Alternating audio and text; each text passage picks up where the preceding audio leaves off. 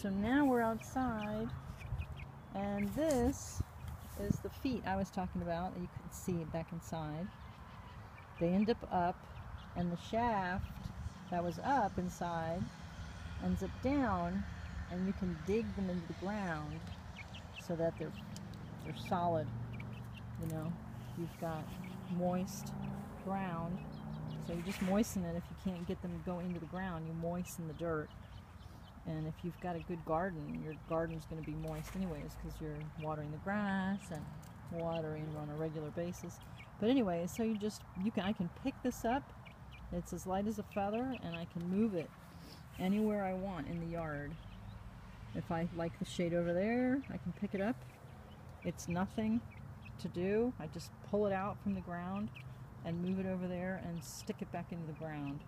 It's a bit lopsided, especially since Peter's been jumping all over it, so it's a bit wobbly, but they're light and it's solid, so even though it's wobbly, it's not going to fall apart. But with his weight, you know, it could frighten the chick inside or the animal inside, so I didn't want him jumping up on there. And what's worse is, and he did break the threading, because, you know, this was a light basting. I wasn't sewing it for solid. I was sewing it just as a quick remedy of where to put them. So I literally had to put these clips, these clothesline clips here, because his jumping, constant jumping, undid the sewing over here. So having undone that, he just opened this up, which I could easily fix. But anyways, so they were in there. But like I said before in the other video, there were no bugs. And they need bugs because they like to forage. So after you make your outside brooder for your chicks, and I just wrapped screen around it, which really, I had the screen, which I used for my windows. If you buy it on Amazon, you get, I don't know, 100 feet, 50 feet of screen, and it's pretty wide. So I used it for this. But if the chicks are bigger, and they can't go through the chicken wire, you can also do chicken wire with this, which is a little bit more permanent, and that way if animals are jumping on it, you're not worried that it's coming untied. And then you can also make a forager from IKEA products. And so this is the Playera from IKEA and the basket from IKEA. And you take the screen that I just showed you, and with some wire that I had, I don't know from where, I sewed the holes shut with some patches of screen so they couldn't get through the holes, because when they were smaller, that could have happened. That could have gone right through those holes. So that's the forager, and now it has things inside besides the bird. It has water and food, but when I want to move them around the yard so they can forage, all I have to do is lift this side up, and then they know that it's going to start moving because I'm kind of hovering over the grass. And as long as they're in this rectangle, they're safe. But if you see that they're in this side of the rectangle, you don't want to move it, because they're going to get stepped on by that far corner of the edge.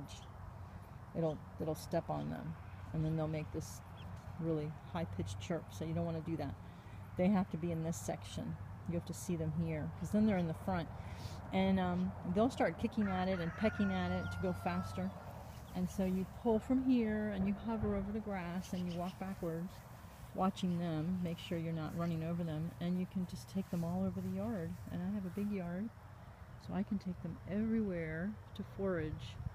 And you can run really fast, which the dark one likes to do, because they just like to get exercise, or you can, you know, just kind of stop when they find something of interest in the grass, and they'll forage. They'll start eating bugs, and you can move it and leave it there and then come back. As long as they're under shade, they're okay.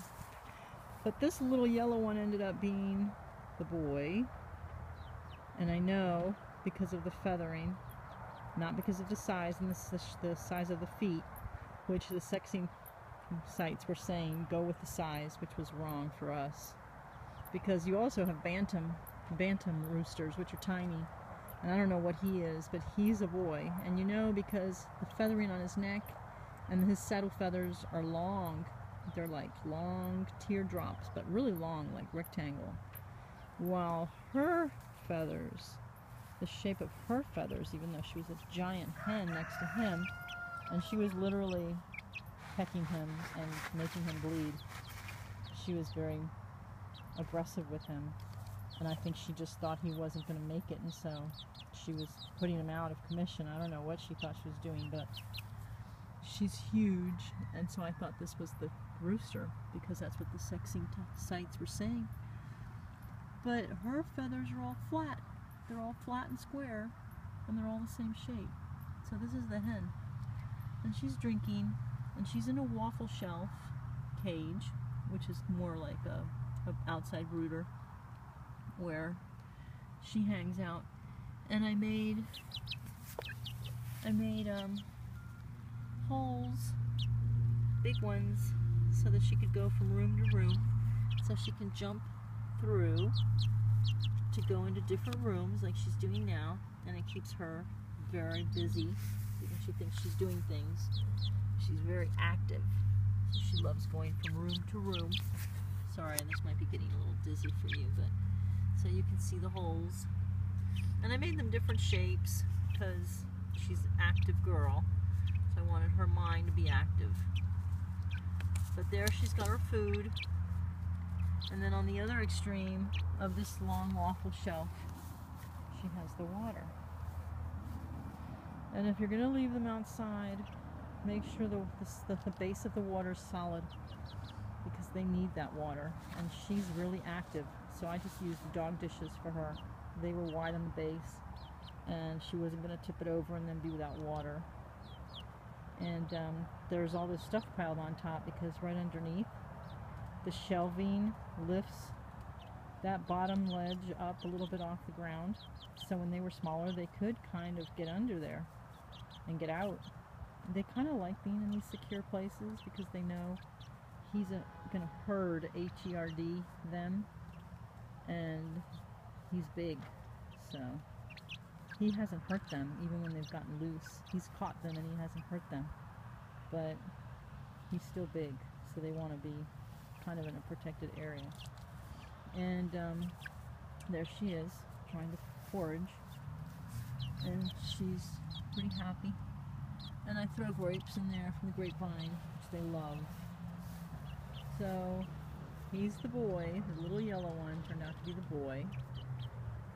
Teardrop long feathers around the neck and in the saddle area in the back. That's how I figured it out.